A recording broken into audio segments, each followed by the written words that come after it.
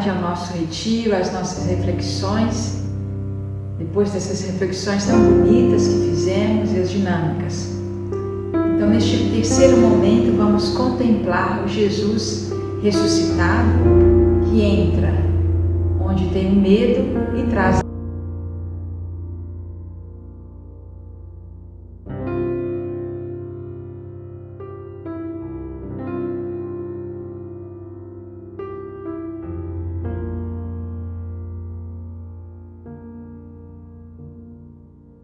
a vida. Evangelho de João, capítulo 20, dos versículos 19 ao 23. À tarde desse mesmo dia, o primeiro da semana, estando fechadas as portas onde se encontravam os discípulos, por medo dos judeus, Jesus veio e, pondo-se no meio deles, lhes disse: "A paz esteja convosco." Tendo dito isso, mostrou-lhes as mãos e o lado. Os discípulos, então, ficaram cheios de alegria por verem o Senhor. Ele lhes disse de novo: "A paz esteja convosco. Como o Pai me enviou, também eu vos envio." Dizendo isso, soprou sobre eles e lhes disse: "Recebei o Espírito Santo. Aqueles a quem perdoardes os pecados, ser-lhes-ão perdoados. Aqueles aos quais retiverdes, ser-lhes-ão retidos." Muito bonito e muito profundo este Evangelho. Realmente é um Evangelho que nos abre o coração, que abre, na verdade, é Jesus que vem abrir a porta para entrar no nosso coração. Então vamos refletir apenas algumas palavras, algumas expressões que estão presentes neste Evangelho. Antes de tudo, vamos ver um pouquinho o contexto, porque é importante compreender o contexto para podermos situar o que Jesus diz, o que os apóstolos podem dizer, o que eles podem fazer ou fazem. Então, temos alguns contrastes. No brano anterior, nos versículos anteriores, temos o encontro de João e Pedro, que vão ao túmulo, não veem Jesus, não encontram, o veem vazio e acreditam, mas não viram o Senhor. Temos depois Maria Madalena, essa mulher cheia de desejo, de amor, um amor quente, bonito, apaixonada por Jesus, que vai à busca de um morto e encontra o ressuscitado. É um encontro pessoal. Aqui é um encontro comunitário, um encontro que Jesus chega onde estão reunidos os discípulos, estão numa casa. Tem a dimensão também da noite para o dia. No encontro com Madalena era durante o dia, aqui já é a tardinha, mais à noite. Tem a dimensão do fora e do dentro. Os discípulos, João e Pedro, Maria Madalena, encontraram Jesus no jardim fora, ao aberto. Aqui encontram dentro. Tem a dimensão de uma alegria, tem uma dimensão do medo. Então, esses contextos também nos colocam no que nós estamos vivendo. A dimensão do aberto, vivíamos em lugares abertos, tranquilos, agora temos que viver mais fechados. E tantas outras que a gente vai desenvolver durante a nossa reflexão. As portas estão fechadas. Dizem que as portas não só estão fechadas, mas estão bem trancadas. Então, a dimensão de estar com medo. O que o medo faz? Esses discípulos viram Jesus morrer. Esses discípulos viam que os judeus o mataram e os romanos os mataram, mandados pelos judeus, de um modo muito violento. Então, qual que era o medo deles? Aconteceu o mesmo com eles. multidões, morreram pessoas, morreu Jesus, morreu aquele a quem eles seguiam. E o que o temor fez com eles? Este medo, né? Que não é um temor, é um medo mesmo. Vamos nos fechar. Mas é interessante, voltando ao versículo 10, se você vai lá na sua Bíblia, você vai ver que depois que eles foram visitar aquele túmulo e viram que não tinham nada e acreditaram, viram alguma coisa diferente, o que diz? Os discípulos então voltaram para casa. Cada um volta para dentro de si quando tem medo. O medo geralmente ele nos faz nos fechar, trancar portas. Ele nos faz reunir, nós não ficamos reunidos, unidos. Ele faz com que nós nos fechamos. Certamente estavam num lugar comum, mas cada um com seu medo. E você tente imaginar, eu também hoje de manhã estava imaginando, quando você está com medo, quantos pensamentos vêm na sua cabeça? E também aqui neste caso, sentido de culpa. O que acontece? Todos fugiram, abandonaram, traíram, ficaram com medo, negaram. Então, o medo, ele faz vir à tona tudo aquilo que nós fizemos que não foi muito legal. E não só, ele faz vir à tona a imaginação. Nós começamos a imaginar coisas, lembrar de fatos que às vezes nem existiram, nos faz imaginar coisas que os outros pensaram de nós, né? Então o medo, aqui nesse ambiente dessa noite, onde que todos estão reunidos, que não estão unidos, estão reunidos, mas não unidos, também os foca naquilo que foram as suas falhas. Então já temos a dimensão de Jesus colocado no sepulcro. A imagem última dos discípulos, ou de alguns deles, como João, por exemplo, que acompanhou até no final, foi de ver aquele Senhor colocado dentro de um túmulo, fechado com uma pedra que ninguém podia movê-la, porque era uma pedra pesada. O que acontece? O medo pegou esses discípulos e colocou-os num sepulcro, o sepulcro do medo, onde não tem vida. Então, quando nós estamos tomados de medo, nós estamos mortos porque não vemos saída.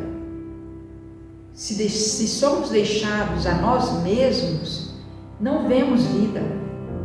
O nosso fim é a morte, e um sepulcro e uma pedra colocada bem em cima ou na frente para que ninguém mova. Isso é a realidade dos discípulos neste trecho. Então, estão de portas fechadas, bem trancadas, até com uma barra na frente, né? Quando a gente está com medo, que a gente chega e coloca até uma barra na frente. Então, eles tentaram de colocar tudo isso dentro daquela sala. Só que se vocês lembram, esta sala não era uma sala comum. Esta sala é onde eles já tinham se reunido para celebrar a Eucaristia, a primeira Eucaristia. Era o cenáculo. Era uma casa, sim, mas que se tornou, pelo que aconteceu, um cenáculo, um lugar muito importante de vida. Mas eles, trazendo dentro de si todo esse medo, eles se fecharam e fizeram com que aquela casa fosse um túmulo comum, uma fossa comum, né? Um túmulo onde que todos se reuniam mortos ali. Então, a coisa mais bonita, o que acontece? Jesus veio, aqui diz, Jesus veio e pondo-se no meio deles. É muito bonito. Jesus não parou diante daquela pedra, não precisou de ninguém empurrá-la. A ressurreição, ninguém a viu, nós vimos depois da aparição.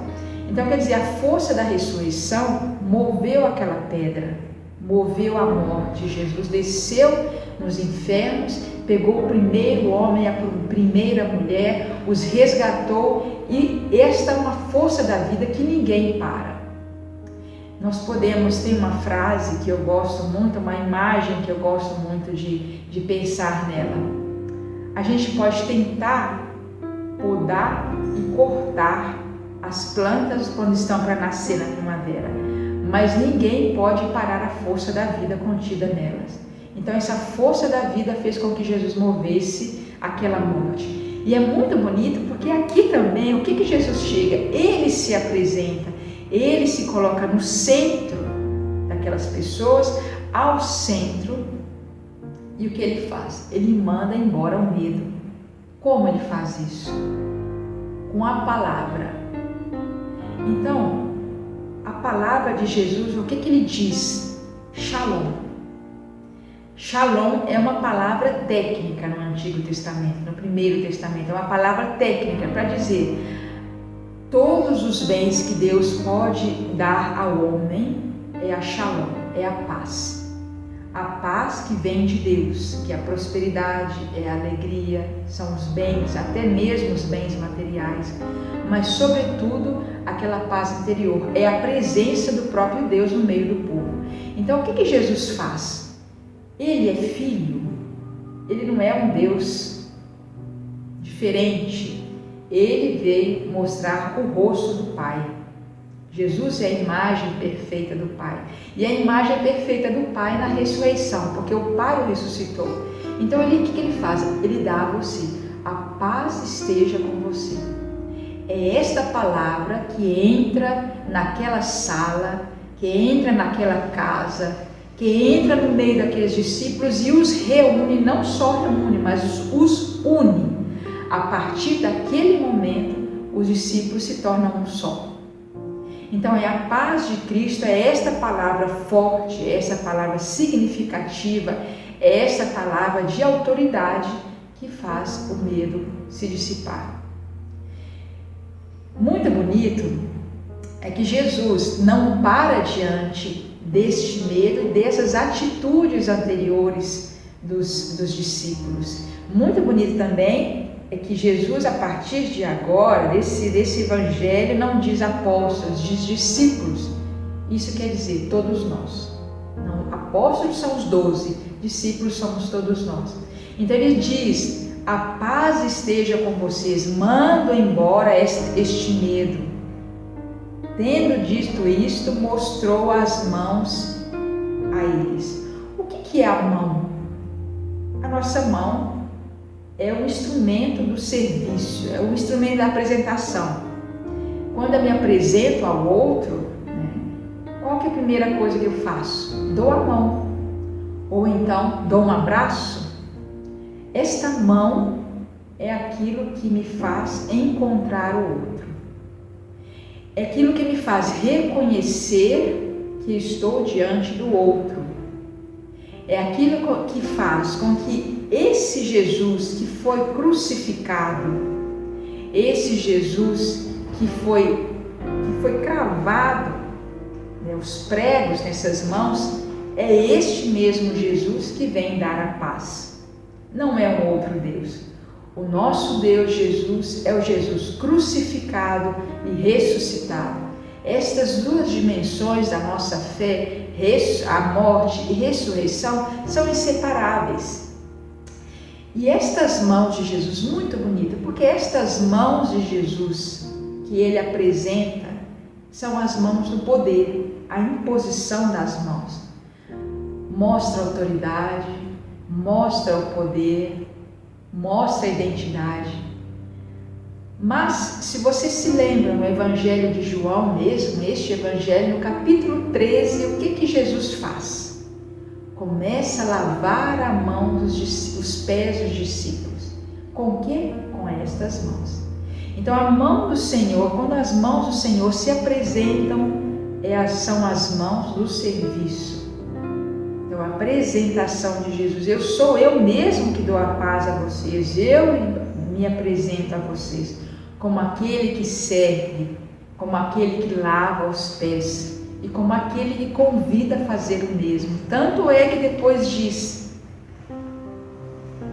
ele diz de novo para reforçar: paz esteja com vocês, como o Pai me enviou, também vos envio. Lá no capítulo 13 ele diz: como eu vos amei, amai-vos.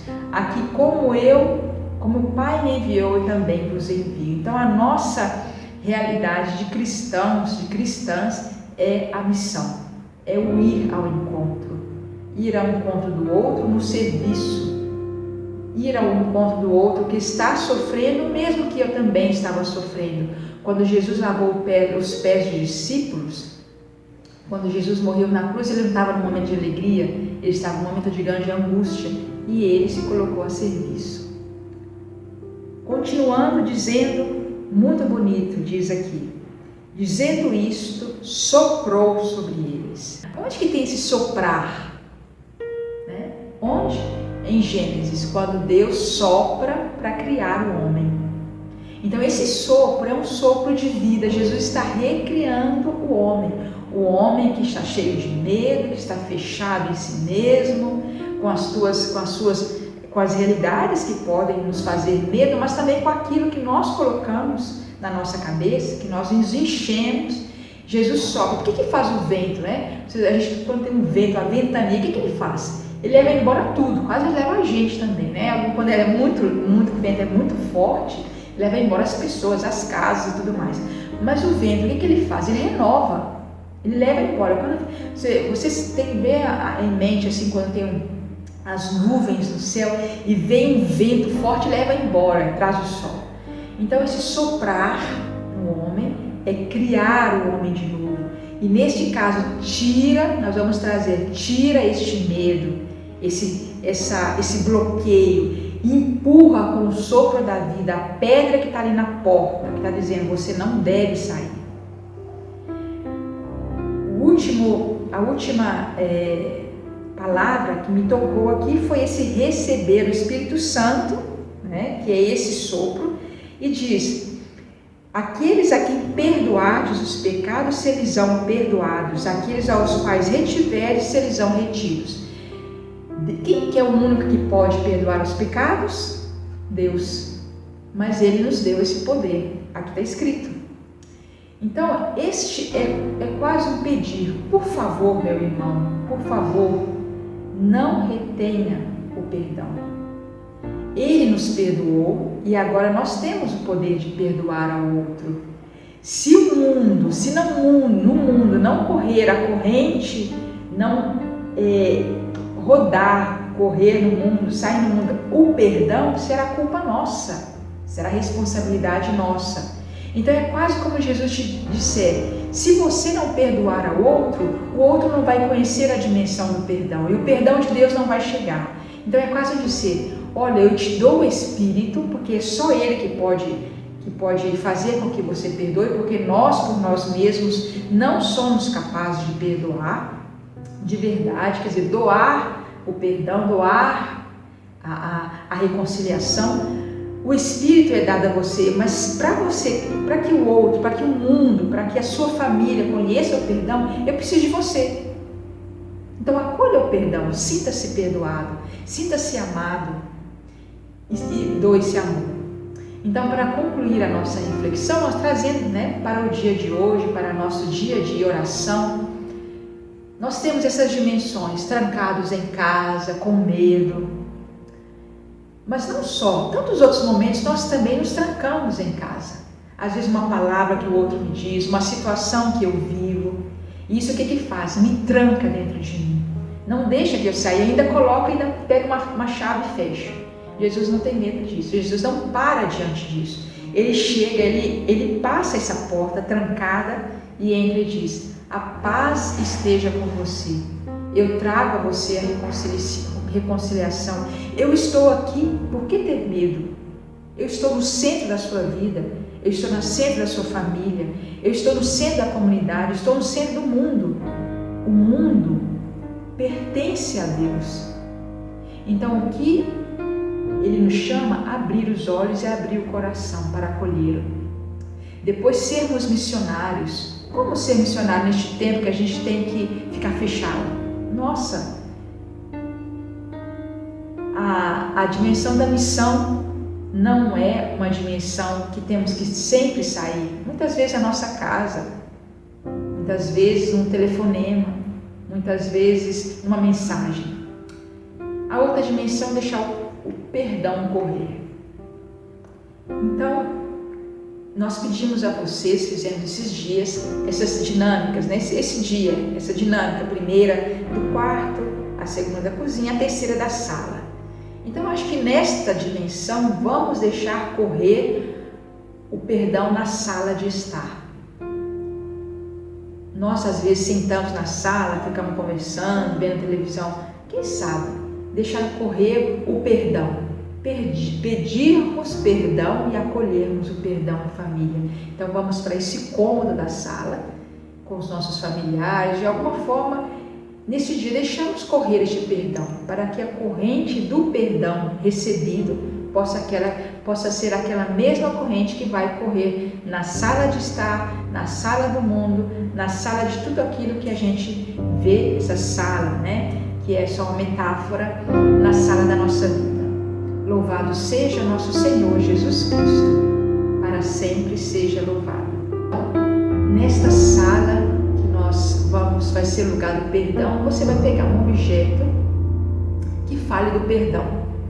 Um objeto que diga a você, quem sabe também aos outros, que seja um pedido de perdão, seja um doar perdão.